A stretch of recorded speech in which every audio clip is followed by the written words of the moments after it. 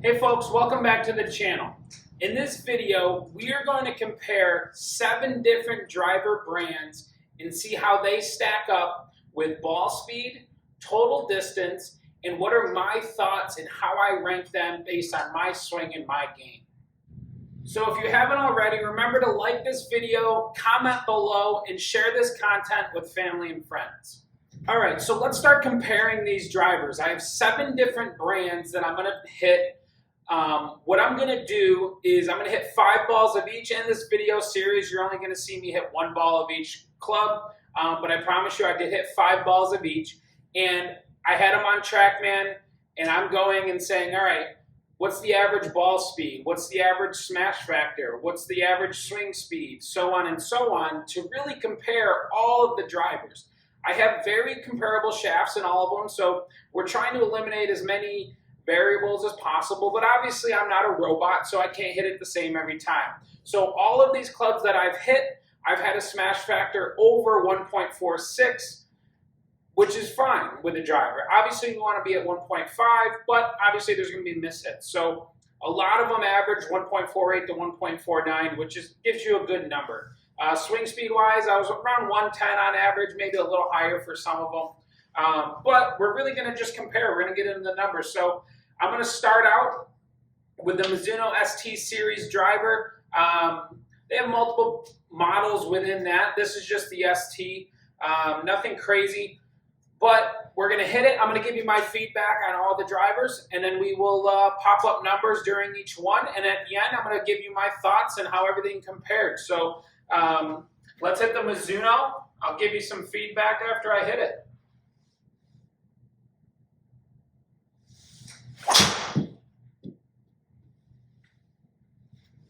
So I really like the look of the Mizuno.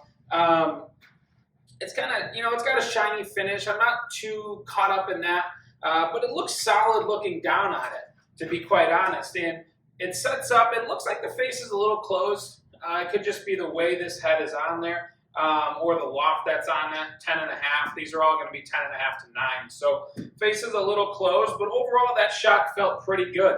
I'm going to pop up the average number with this club. You'll see how it compares overall, and then we'll switch to the next club. All right, so now we have the Titleist TSR Series driver. I have the TSR 3 in my hand. This is a little bit more of a workability golf club, not as forgiving as like the 2 and the 1 model, but it's got a really sharp look to it. You've seen me make videos before about this.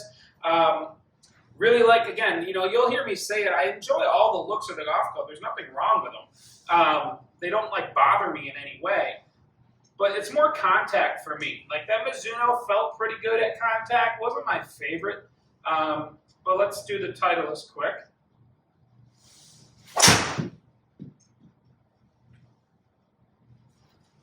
So again, that felt good contact-wise. I've always enjoyed Titleist drivers. I haven't had it in a while. My last Titleist driver was the 910 series. But again, that felt good, and that was actually a little bit of a miss. So you'll see the numbers and the ball speed, but that was just a little bit of a miss. But it did feel good, and it actually went down our target line.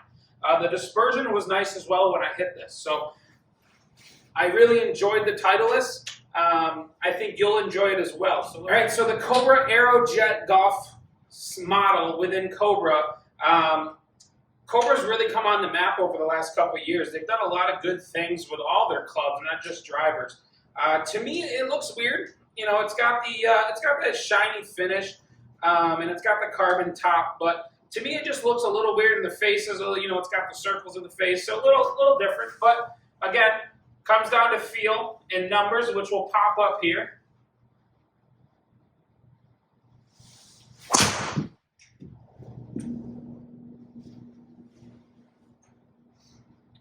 That was solid. It actually felt really good at impact too. You can kind of feel the ball a little hard, but it get in the face a little bit. So all in all, I enjoyed the Cobra. The dispersion was okay on this one as well. But I think you guys will also enjoy. This is a good price point as well. So like I said at the end, hang tight because we're going to rank them all. on what I felt was best, and then I'll also pop up ball speeds for all of them as well on average. So Cobra was a good club. All right, so now we have the ZX5 series, or the ZX series. I have the 5 in my hand. Strixon, you know, gets overlooked a little bit. They got great irons that are out right now, and this driver is also good. It looks a little weird. It's kind of got like a V-ish type thing going back here, which is probably more of a speed thing.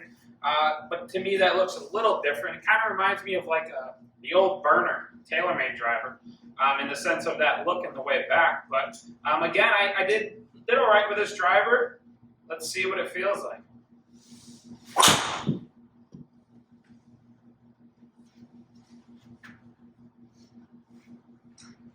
Solid, like all of them, you know, really good. At the end of the day, for me, it's about numbers and how it performs. So, again, like I say it all the time, but the driver itself is a very good driver. It's definitely something to look at when you're comparing and testing different things. So now I got the TaylorMade Stealth 2 driver. This is the Plus model, so more of your player club. And to me, the club itself looks pretty good. And I've done reviews on this before, and it's the best feeling TaylorMade driver that they've made. Now, the red face is something you got to get used to, but it feels really good when you hit it. I've always said the old ones felt like you hit a brick wall. Now, maybe that was just me, but it's got a good feel to it in past videos and in past swings.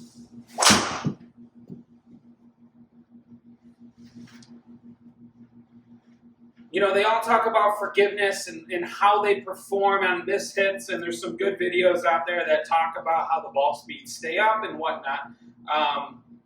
But I was actually really shocked at how well I would like the driver versus past drivers. I was never a fan of them, never really enjoyed them. But this was actually pretty good. The Stealth 2. All right, so now we have the Ping G430. As many of you know, I play Ping, and you can tell with the hat.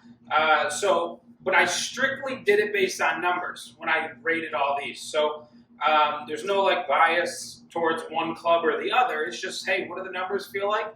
And what do I feel personally and what I like? But the Ping G430, the LST model is what I have now. Really, really, really like it. I've hit it many times. It's got a clean look to it. It's got the matte finish, which I like more than the shiny, but let's see.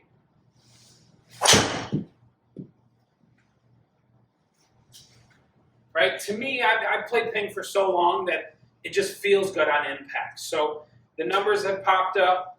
You'll see, you know, ball speeds were up there. They were very promising. Definitely something to try, like I've said in the past. You guys will really enjoy it. It reminds me of the G400 more than any past model. But really excited about it, really enjoy it. All right, we're on the last club, Caraway Paradigm. I said this in my previous video. It reminds me of an old M1 where on the top of the club face, you have the carbon in the back, but then you got that ½ an inch or ¼ of an inch section where it reminds me of what the old M1 or M2 used to look like, and they're very similar in that look. Feel-wise, it's got a good feel to it as well. When I've hit it in the past, in my last video, but numbers-wise, that's what it comes down to.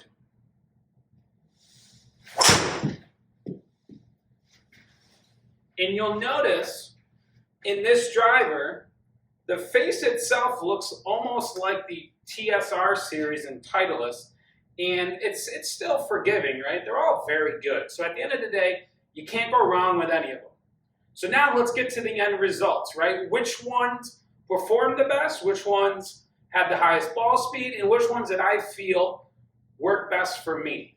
All right, so let's get to the results of me hitting all 7 golf clubs. Like I said, I've hit 5 balls with each. You didn't see me hit all 5, but we didn't want to make the video super long. So I've hit 5 balls with each. I did take the worst shot out because, again, I'm not a robot. I don't hit them all perfect. I wish I did, but I don't.